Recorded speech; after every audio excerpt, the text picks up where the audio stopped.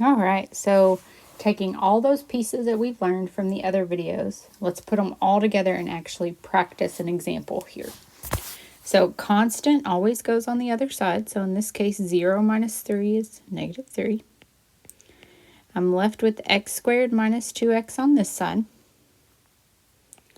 And I know I'm going to be adding something to both sides of the equation.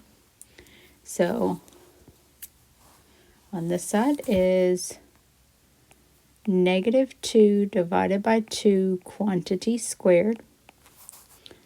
And what I add to one side, I got to add to the other. Now notice that that's negative 1 squared, which is actually positive 1.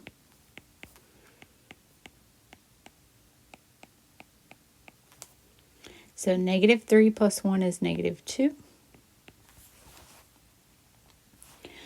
X squared minus 2x plus 1 factors as x minus 1 quantity squared. So remember, if you're having trouble figuring out what multiplies to get 1 but adds to get negative 2, you could always just take this middle term here and cut it in half, and that's always the term that goes right there. Okay. So now, like we did in the first example, we're going to take the square root of both sides. Remember, I'm going to have a positive or a negative. And on the right side, I am just left with x minus 1. To get x by itself, I need to add 1.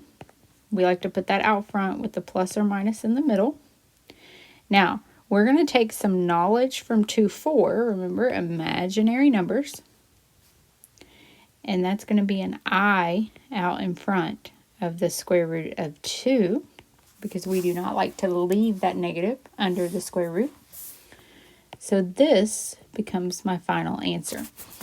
Okay, you could also, that's how I typically write it. That's the, I guess, the lazy way to write it, which means that's the mathematician's favorite way to write it. But you could also write it as 2 answers. There's answer 1, and answer 2 is this right here. So 1 plus I square root of 2, or 1 minus I square root of 2.